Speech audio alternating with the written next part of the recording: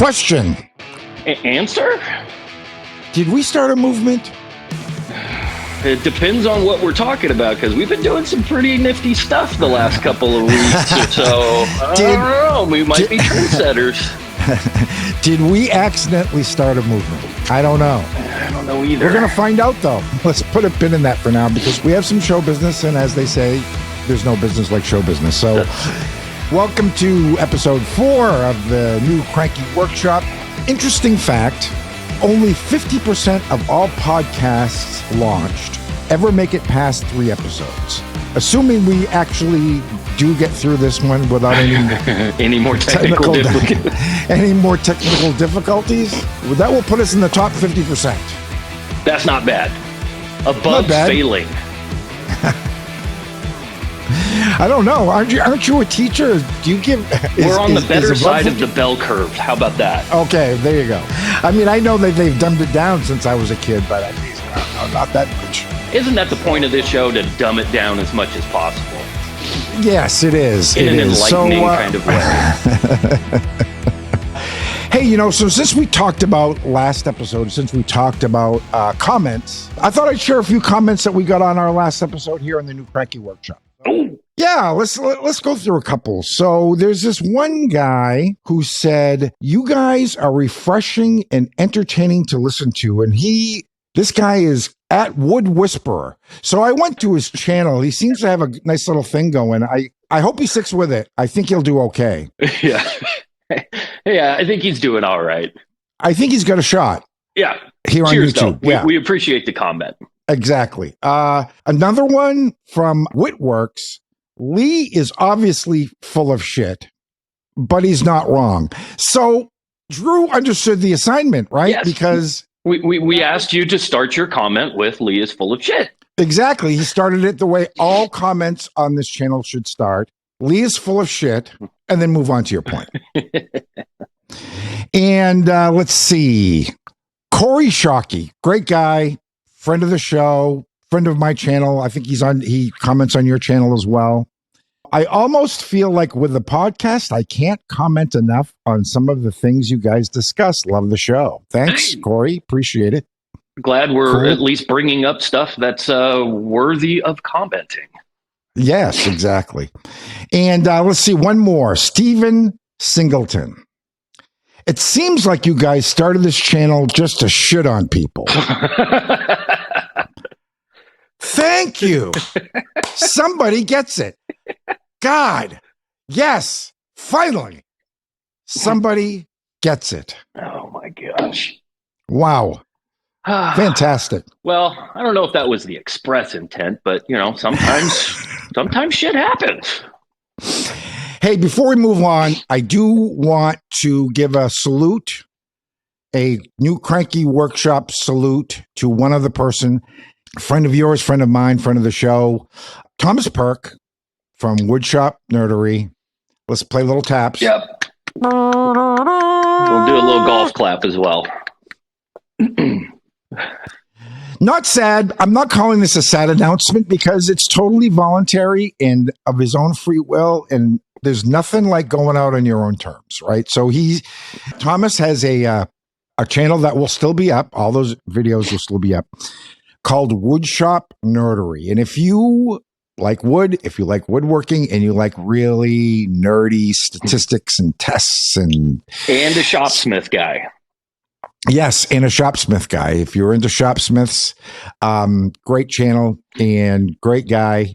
His last video is really well worth watching, where he kind of talks about why he's stopping his channel. I don't think he's going to leave YouTube. He might do something else. Yeah, I think he made that comment that he was just going to transition into something different. Mm-hmm. Right. I think he's going to take some time off to do some projects around the house. And God, I understand that because there's a lot of stuff. There's a lot of stuff around here that's not getting done because of having to make videos. Right. So he made some really interesting observations on his YouTube journey and kind of how he views the platform and kind of how the platform has treated him and his channel, and kind of the way he's approached it and kind of the way he tends to approach it in the future. So what did you think of that? Like you said, he I think there were six points or six goals that he had for his particular channel, and he, Right. listed them all out. And as I was watching through that, it was a great video to reflect upon what it is that I've attempted to do as well. Like I'm doing this vicariously through that particular video, and I'm reflecting back, and the distinction he made between the commercialized channels, as he called it, and the more indie grassroots smaller channels, I think is absolutely spot on. It was so poignant. Like if I went into this trying to compete for views, I don't stand a snowball's chance in hell, or a snowball's chance in Texas these days. I don't know, whatever. So, I mean, that resonated with me, but also I just love the fact that, like you said, I did everything that I wanted to do with this channel, and I'm done. Why keep going? Let's move on to something else. Right. And that's something that's important to keep in mind as a personality on this particular platform, that people change, people transition. Maybe you get sick and tired of doing this wood thing and you want to transition into something else. It's your right to call it quits. Right. Absolutely. Absolutely. Yeah. I see so many people on this platform. How do I say this? Kind of set really unrealistic goals for themselves. Mm-hmm. And Thomas didn't do that. Thomas had a very specific set of goals, and he realized those goals. And I stumbled across his channel later in his journey. I want to say, I don't know, 5 or 6 months ago. Mm-hmm. And I was not aware that he had almost 100 videos. Mm-hmm. I was like, holy shit. Like, mm-hmm. I think I've now posted 60 in almost 1 year. And I was like, damn, 100 videos in a year. That's impressive. I mean, full disclosure, I didn't watch all 100 because I came across later on in his journey. But right. Like, man, that is impressive in and of itself. Absolutely. And the good thing is because of his indie kind of style, his stripped down, this is just me in a shop working with a particular thing. None of his videos sucked. they may not have been, the most overly elaborate production value or anything, but none of his videos sucked. They had a point. He made the point, and we move on. Right. Can't complain about that.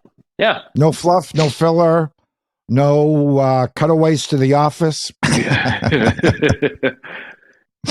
All right. So let's getting back to what we talked about at the very beginning of the show. Let me give a little background on this. In the very first episode, and if you haven't listened to the first episode, go ahead and check it out. Yes, absolutely. Or listen to it. You should be watching all of them. Mm-hmm. That's the point. Okay. We talked about how the YouTube algorithm doesn't suggest alternative content. They say they do. That's a lie. Yeah. They say that they're about, presenting alternative viewpoints and diverse content. That's all. That's bullshit. Going to YouTube is like going to your grandmother's house when you're a kid. Ice cream for breakfast? Sure. Candy and gum all day. Fuck it. Right? They're trying to feed you candy and ice cream as much as you can possibly eat, right? Mm-hmm. We were kind of talking about this off the air, of course, just in a phone call. And we figured maybe there's a way that we can help not hack the algorithm, because I think that's a stupid term, but see if we can circumvent it a little bit. Re-engineer it, right? Mm-hmm. Or influence it in some small way. So we decided to do a collaboration, and we just posted it 3 days ago. Mm-hmm. And the reaction has been really overwhelmingly positive, don't you think? Yes. There's no smart ass little quib there. No, it's just been overwhelmingly positive. It's amazing what happens when you throw good mojo out there as opposed to, Exactly. The idea was, this was the shtick, the top 10 small YouTube channels that you're not watching or whatever. And so the idea was I would do a video with 5, and then I would point to Jered's video. He would do the other 5, or if someone started with his video, he would point to mine, vice versa. Mm-hmm. So to get all 10, you had to watch both. And as Lee says in his, he checked the math. It does work out. It does work out, right? 5. Hold on a second. 5 plus 5 is either 55 or 10. Or yeah. Exactly. Okay. So we've gotten 20,000 views on it, and this is from 3 days ago. Which is surprising as hell. From my end, that is surprising as hell. Now, look, I understand the reason that we've gotten 20,000 views combined on this collaboration is because of the algorithm. Okay. The irony is not lost. Yeah. All right. Which is the thing we're complaining about. So before we get comments about that, we get it. But I think it shows, the reaction that we've gotten, I think shows that viewers are starved for alternative content. Yeah, I would very much agree with that. And I would also add a little behind the scenes as to the development of the video. Lee and I set a certain set of criteria for what we considered to be a small channel.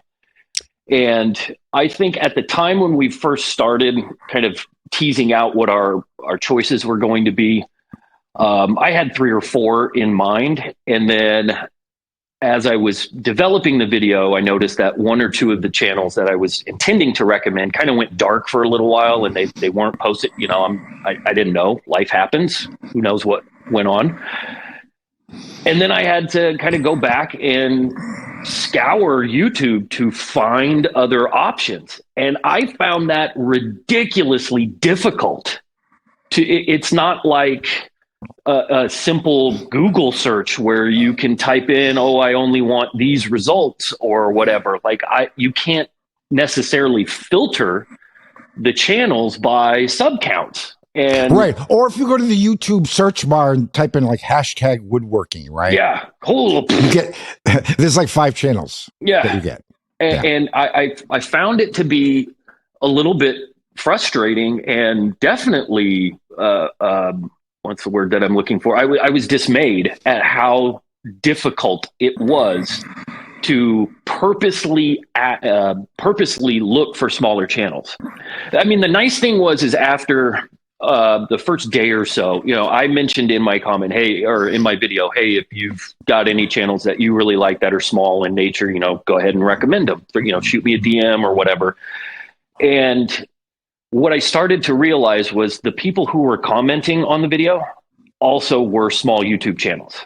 As I start to click on their handles and I go over and I watch their stuff, I was like, hey, we are here. We're here. And we have found this particular video to create a forum.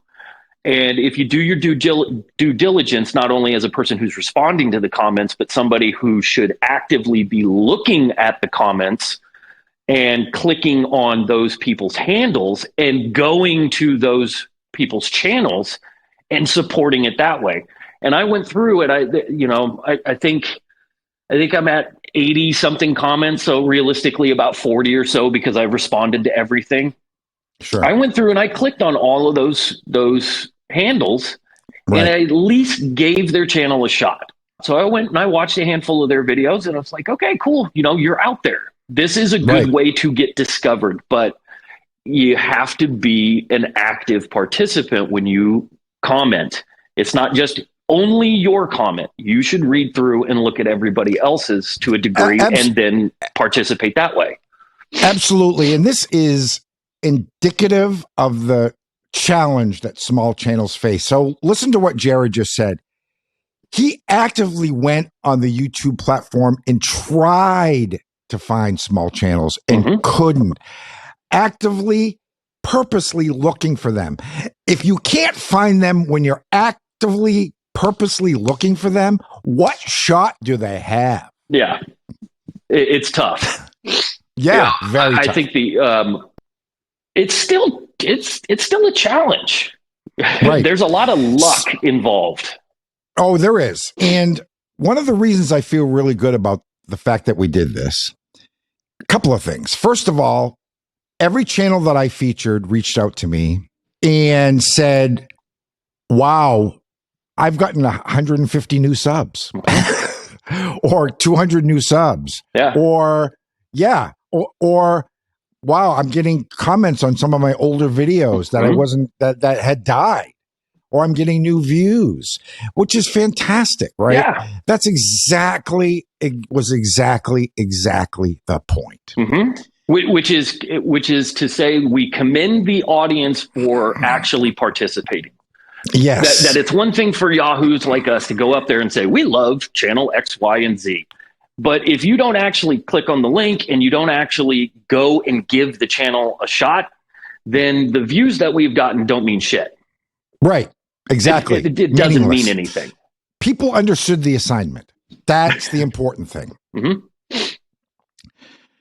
The second thing I want to talk about is one of the channels that I featured, Mark Francis, Start Making over in England. And this is kind of weird because if you look at the sub counts on the channels that I featured, they're all like under 3, except Mark was like at 17. But when I started, yeah, right. This is crazy, right? So when I wrote the script, he was at 4K. He's blowing up. Yeah. But I left him in because he deserves it. But he gets it. He wrote a pretty long community post where he shared the video. And he reached out to me offline and said, look, I don't want you to think I'm stealing your idea, but would you mind if I did like a video similar to this where I would talk about small channels that I like? And I'm like, dude, you totally get it. That is what we want. Now, I'm going to make an appeal to anybody who's watching who has their own YouTube presence. And I know there's a few of you. And it doesn't matter if you're a small channel or a huge channel. And I'm not saying go out and make a video of the top 5 and make it a whole long 10-minute thing. But you know, one of the friends of the show, Adrian Woodworm, did you see what he did at the end of his last video? I did. I remember seeing the video and was like, oh, fuck, another miter saw stand thing. And I didn't watch. Sorry, I didn't watch. But at the miter saw stand videos are awesome. Right. Goddamn. But I got the notification that at the end of his video, he mentioned us because you had recommended his video in episode 1. Right. That is such a huge thing for people to do. Not ride the coattails of the larger channels and just tag, whoever's got 100,000+, not tag those types of channels. Tag the smaller channels because we will engage with you and we will reciprocate in kind. Right. And the thing is, it doesn't take much, right? So what he did, he said, look, I only put out a video once a month. If you're looking for something good to watch, in the meantime, check out this guy. Yeah. That's all you have to do. If there's a fellow YouTuber that you enjoy that could use the publicity and the promotion, just, hey, or that you just feel is deserving. Right. For whatever reason. Absolutely. Absolutely. And like you said, you don't have to make a standalone video doing this. The community tabs, you can tag people in the community tabs. Create a little post. If you are looking for something that is really, really cool, offers a ton of value, so on and so on and so on, bam, bam, bam, bam, bam. You can tag them. let's just all help each other out. Right. That's the point. And that is the idea of the so-called movement, right? And so, yeah, awesome. If you can help somebody else out, or if you can, more importantly, I think if you can build a relationship. We always throw that buzzword out there. Oh, we're trying to create community. We're trying to create community. And then we all, back ourselves into our own little creator corners, and we just make the stuff that we want to make. But if you can truly build community, collaborate, just ask for help. I mean, it's entirely possible. And all it takes is just a quick little, hey, I like this channel, or I like this person, a quick and right, you're bringing awareness to somebody else. I had somebody this morning, in fact, tag me on Facebook. He had built my miter saw fence, and he said, thanks for the video. Here's a picture of the miter saw fence I built from your video, and thanks for responding to my comment. So there's another thing. When you engage with small channels, they are responsive. Mm-hmm. I don't know how many times I've commented on like a Steve Ramsey video. Steve Ramsey doesn't have time to know who the fuck I am. Cam from Blacktail or Bourbon Moth, they're all very fine guys, but they just... When you're getting thousands of comments, it's impossible. I mean, I give, just as a personal boundary that I've set for myself, I give myself about a month for a video. And after that, I'm like, you're kind of late to the game. And, if it's a video that didn't really do all that well, then I'm sitting around, I don't have anything to do. Yeah, I'll respond. But right, I give myself a handful of days where I will respond to every single comment. So I respond to comments. I don't care how old the video is, right? I respond to every comment, or at least I heart it. At least I acknowledge that the person was there, right? Yes. So that doesn't take a lot. So you can actually start a conversation with these people, with these channels, right? So, if you comment on a small channel's video, hey, I like this, or what did you use for that? Or what kind of a saw is that? Or what kind of finish is that? They're going to answer you. Yeah. And so, that's a great way to interact, to get information, to really engage on the platform. So this is kind of getting back to a conversation that we had offline as to why we were doing this, and kind of discussing some of the direction that some of the large channels have gone in. So why don't you talk about that a little bit? Well, I think Tom from Woodshop Nerdery, hit the nail on the head, that it's become commercialized. It's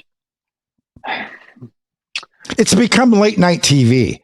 A lot of the channels now are infomercials. Yes. Ron Popeil, if we will. Sure, exactly. Right. That's what I mean. Late night TV, right? And their formula is set it and forget it, because it works. It gets friggin' views. Sure. There's all sorts of which ways I can go about talking to that. My 1 year anniversary on this platform is going to be on August 24th. And I am in the process of recording what I have learned about this platform. And spoiler, a lot of what we've already discussed in this particular episode is going to be regurgitated into that video, because it is true. But another thing that I have learned is that the majority of this platform is centered around money. Whether it is sponsorships, whether it is AdSense from view counts, whether it is affiliate marketing, whether it is product, your own personal product development and salesmanship, whatever the case may be. And trying to not fall prey to that formula is very challenging. It's difficult, because you see that it works. Like, getting back to the whole idea of just the larger channels consuming the vast majority of views, it's because it's become formulaic for them. And and whether it was a conscious effort or a natural byproduct of just kind of stumbling into these particular types of videos, the audience just eats it up. And as somebody who doesn't want to do the same shit as what everybody else is doing, I could get discouraged, or I could Just say it. Screw it. I'm not doing that. Right. Yeah. So, first of all, I want to point out that there are different approaches to infomercial channels, even, and different approaches among people who do tool reviews. I've done a few tool reviews. I will say this. Every tool review I've ever done, I was never asked. I never received a penny. I never received any merchandise. It's all stuff that I either already owned or would have purchased anyway. I've never purchased a tool specifically for the purpose of doing a review. Yeah. And yeah, I have come right out and said, yeah, this sucks, which you're not going to hear too often, especially among people who are being compensated. Okay. And when I say compensated, I don't just mean cash. I mean, you got the tool for free. You got the tool early because you're part of a, Yeah, I just think the whole nature of human biases comes into play. That every time anybody talks about a tool, whether it's good, bad, or just generally giving out consumer information, you have to take it at face value. You just do. But yeah, you do. So this is how you apply critical thinking skills to some of these tool reviews and to some of these infomercial channels. The ones that are in affiliate programs, the ones that are compensated, especially the channels that have become almost exclusively infomercials. I'm going to clue you in on something. They're lying to you. And this is what I mean. They will say, oh, this company didn't tell me what to say. Or they'll tell you, this company didn't have any approval over this video, or they didn't see the video in advance. That's true. But saying that, oh, they didn't tell me what to say, or they didn't have any approval over this is not the same as they didn't influence the content. Because the brands clearly influence the content. Not explicitly, not overtly, but let me tell you what I mean. So back in another life, I used to be a professional audio engineer. I worked in really big recording studios, and I used to write for a trade magazine, and I did high-end audio gear reviews. And when I'm talking about high-end, I'm talking about like $10,000 microphones. I'm talking about $75,000 recording consoles. I'm talking about 8-channel audio digital converters that cost $15,000. And these companies were what kept the magazines afloat. When they would send me something, it wasn't to keep, because no one's sending you a $15,000 piece of gear to keep. Okay. But they would let me have it for 2 weeks and put it through its paces, and then I would have to send it back. I was never told, say this, say this, say this. I was given a pitch. Clearly, I was always given a pitch like, this is what we think that you should talk about, or this is what we think is really good about this. The format of the reviews in this magazine were, you would have the review, and there would be a call out in the middle of the print magazine, and it would be like 3 thumbs up things and 3 thumbs down things, like 3 up arrows and 3 down, like a up green arrow and a down red arrow, right? Okay. And so you had to think of 3 for each up and down. And sometimes we got stuff that was shit. And it was hard to come up with 3 good things. And my editor would say, like, well, let's sit down and think about it. It's a cool color. Right. Exactly. Yes. Yes. It comes in a nice case. You know what I mean? You could always tell when a bad piece of gear came through, because they would always splurge on the case. Like a piece of crap microphone, but it comes in a beautiful plastic case. Great packaging.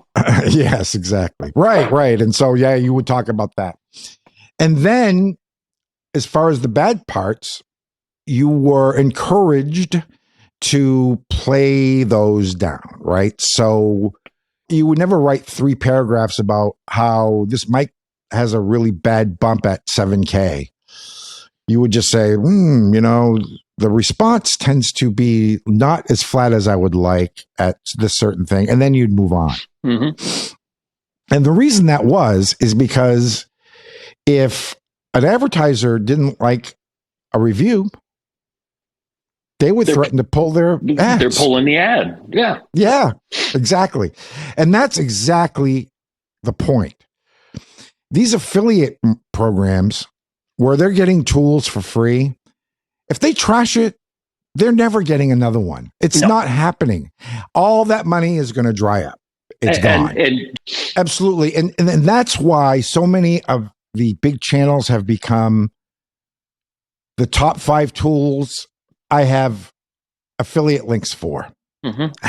Or the top 5 tools I bought on Amazon. And you can too. And here's my links. And I don't necessarily have a problem with the whole idea of recommending things as long as it is genuine and as long as it is consumer based.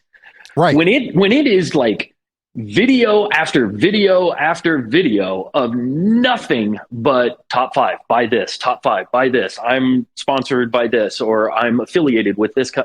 It is just, it's blatant consumerism. It's marketing. Right. That's all it is. Right. So this points out what I consider 2 different approaches to this type of video. And I'm going to point out 2 different channels, and I'm going to name them, because I think that they perfectly personify the differences between the approaches. I'm ready. Hit me. One is Stumpy Nubs, and one is 731 Woodworks. So James at Stumpy Nubs has an affiliate deal with Taylor Toolworks. And he did a video about cool ruler tips, right? And the idea was to sell Benchmark rulers, which is Taylor's brand. But it was couched in the context of an entertaining and somewhat informative video. I mean, some of the things that he talked about as far as like ruler tricks were kind of silly. Like, if your ruler isn't long enough, use 2 rulers. Oh, yeah. Okay. Well, dude, what you do would just reach for a tape measure. I mean, come on. Right. But, Yeah. But at least he showed he was using the ruler, so it was kind of like a product placement thing. And then at the end, he talked about these are Benchmark rulers, and if you're interested, I have a link. Very subtle, very cool. I don't mind that. Matt over at 731. Look, I like Matt.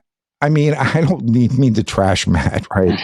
But his channel has become, if you go to 731 Woodworks, do yourself a favor, go to the top, click on the oldest tab. I don't know if he's left a lot of those videos on, but when he started 6 or 7 years ago, he was in a little shed. He was making shit. He was building stuff. It was awesome. And a whole bunch of digital plans and everything, Right. He went down that route and built his empire off of, I actually build stuff and I can provide you the same plan. Correct. Yeah. Now, at this point, it's become just top 5 this, top 5 tools you need, top 5 tools you never heard of, top 5 tools, top 5. Sorry. And it's not, and they're not even tool reviews. That's the thing. They're not tool reviews. They're just demonstrations. You cannot review 5 tools in 10 minutes. It's fucking impossible. No. Okay. To say that Matt at 731 does tool reviews, he doesn't. There are most certainly people who do them better than others. As much as I'm not a fan of the whole genre of tool talk, there are most certainly people that do them far better. They just do them better. You're not getting 5 tool reviews in 10 minutes, right? You're getting, this is a tool. Here's another one. It does a thing. Here's another one. Oh, I have affiliate links for all these. Okay. Yeah. Here's another one. Yeah. That's all. Yeah. Yeah. That's what it is. Like, channels that talk about tools, but are brand centric. I guess that's nice. Like, if I'm going to go to this person who is a fanboy or whatever, brand ambassador, whatever we want to label them as for a particular brand, and then they become the guru of that particular brand. I guess there's some value there. So I just think like the whole genre is just designed to get people to watch. The information is most of the time lacking and oftentimes presented in a really, really bad fashion. And you just need to, as a consumer, do your own due diligence by not watching fucking tool review videos, by actually going out and touching the tool. Yeah. There's my 2 cents. What you just said, due diligence and critical thinking. When you listen to somebody say anything in any media, what's their motivation? Yeah. What was it that they said in Watergate? Follow the money? Because that's usually the motivation. And that will be where I'm going to close on this. And I'm going to say this in defense of Matt and James and all the other ones, despite the fact that we just spent the last 20 minutes trashing them. I understand they have families to feed. They have mortgages to pay. They have bills to pay. They have a nut to crack. And this is their gig, right? This is their full-time gig. It's hard for me. I cannot fault anyone for doing what they have to do to support their families. And running a YouTube channel can get expensive. Very expensive. It can. Yep, very expensive. And I mean, like I said, short of breaking the law, you know, if someone runs a YouTube channel or does affiliate marketing or collects the garbage or digs ditches, whatever they do to bring home the bacon, I respect that. But again, right, just take it for what it is. That's all we're saying. Mm-hmm. Yeah. So anyway, hey, it is time for Video Spotlight. Did we come up with a crazy little like segue video montage thing? Have we done that yet? Are we even going to do that? Stay tuned and find out. Episode 5. Video Spotlight. Okay, there you go. That's it right there. Just record that. We're going to do that every time. There we go. Video Spotlights. Here we go. Why don't you go first? Okay. I have to bust out my phone here because I am about to butcher the hell out of the title of this video and probably the name of the channel. So forgive me. The video that I'm highlighting is Torneado de Madera con Taladro en Casa. Perfect. There's my Spanglish right there. Wait a second. Was that the name of the video or the name of the channel? That was the name of the video. And okay, I believe so it roughly translates. Oh, okay. Yeah, I will put some help text the on audience this. here. Yes, yeah. I believe that roughly translates to using a drill to mill wood, but don't quote me on that. And it is from the channel Aprendiz. It is a channel from Uruguay, not Uruguay. That I did pronounce correctly. But it is a really, really cool video. It's about 10 minutes long, and it is from very much a POV type video where the person uses a battery-powered drill to act as a lathe. Nothing revolutionary there. I've seen many of those types of videos before. But the thing that distinguishes his particular video over the others is he actually explains, albeit in Spanish, so put closed caption, Don. He explains how to create the apparatus to support the drill, and then, more importantly, shows how he creates a gouge. And he makes it out of an old file or an old rasp or something along those lines. And he shows. Does he know you can buy those? Yeah, right. I'm pretty sure there's only 12 videos on his channel. So if you do go and check the channel out, we're not asking you for 12 hours of your life to watch this stuff. But he's one of these channels that looks at things and says, yeah, I could probably spend $5,000 on some lathe and a few $1,000 on these really fancy gouges or whatnot. Or I can just make my own with very basic tools that I have lying around. And in the video, he shows making like small little chess pieces. Right. Super cool. Yeah. You sent me that link and I watched, and I love those. I love the videos that are either from like, typically Central America, South America, or Asia, overseas, where they just don't have access to expensive tools, or they just don't have the income to afford expensive tools, but they're doing awesome woodwork with just like junk, right? Yeah. It reminds me, if you ever watch footage of kids playing baseball in the Dominican Republic with like cardboard gloves and like newspaper shoes and stuff, it's like, dang, these kids really, really fucking want to do this, right? And it's the same thing with these woodworkers. It's like they are so desperate to build that they will do or use anything. The creative spirit is only hampered by your imagination. Correct. That's it. Doesn't matter what brand. Yeah, matter what brand of tool you use. Doesn't matter what name is on the side of the machine or on the side of the box or whatever. Yeah, if there's a will, there's a way. And in this case, he takes a very simple handheld drill, incorporates a few bearings, creates a support to mitigate the wobble and make this thing actually function like a true lathe. There was no run out. There was no run out on it. Nothing. It was genius. For a drill. I know.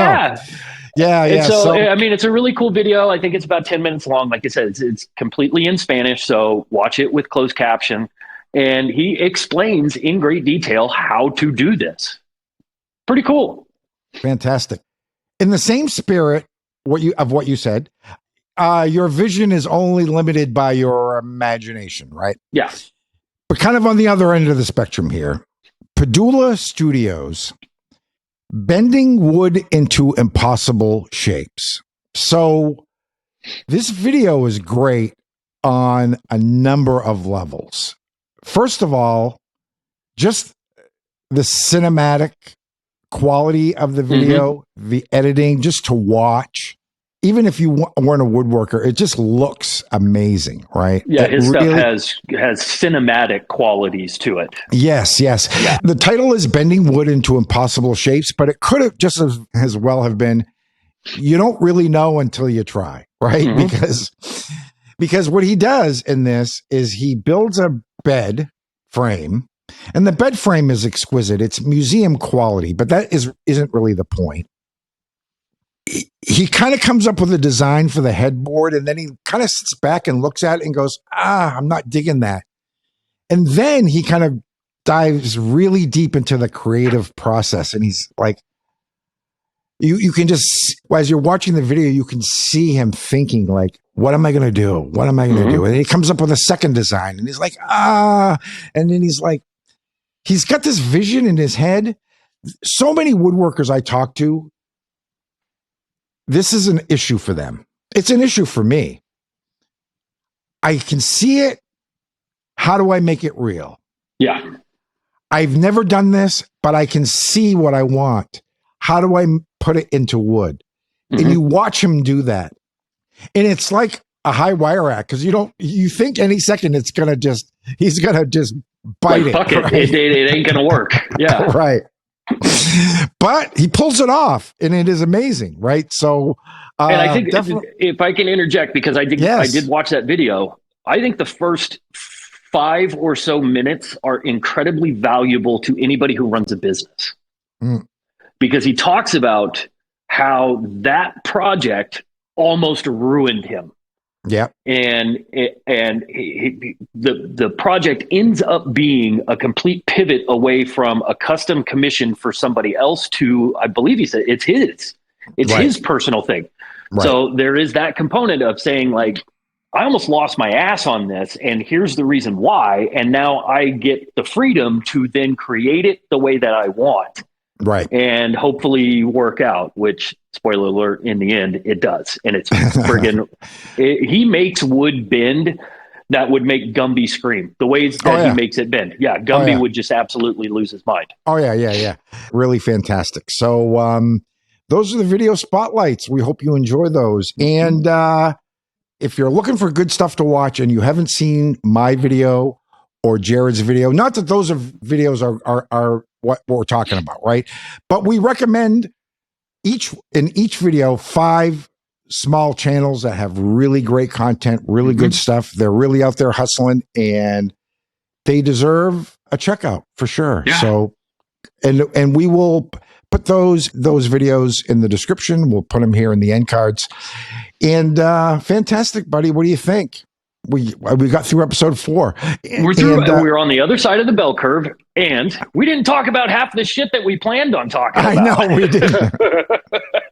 We didn't. And yeah, so hey, that'll give us some fodder. There's episode 5. Episode 5. We might do an episode 5. Yeah, absolutely. So this is a good one. I think we did a good one today. And one other thing too, I just realized that we've done 4 episodes. This is the 4th episode in a row that I've worn a baseball shirt. So yeah. I don't know. That's not a thing. I feel like I've painted myself into a corner. That might be your shtick, along with douchey overacting. But there you go. Right. So this is Portland, and for all you folks in Oregon, I'm really sorry. This is not you. This is the original and more excellent Portland, the one in Maine. That's where I'm from. And so this is the Sea Dogs. Go Sea Dogs. Sea Dogs. I was going to say like the Mud Hens or Sea Dogs. No, it's Toledo. Yeah. We're the Sea Dogs. Whatever. Minor league baseball teams have the best mascots. Yeah, absolutely. Yeah, they do. Have you watched the Savannah Bananas? Oh, I love the Savannah Bananas. Oh my God. And the Rocket City Trash Pandas. Yes. Oh, how awesome is that name? Oh, the best. The best. And I love that baseball lets them do what they do, right? I mean, that's really what the whole thing should all be about, right? Not that, again, they need any kind of bump from us, but the Savannah Bananas, if you're into baseball or just like enjoying good things, watch the Savannah Bananas. They're fun to watch. And they're on tour, so coming to a city near you. Yeah, absolutely. Check them out. So anyway, great, man. Thanks for talking to me. Yeah, always a good time. Beautiful. I'll talk to you. Cool. Bye-bye. Adios. Adios.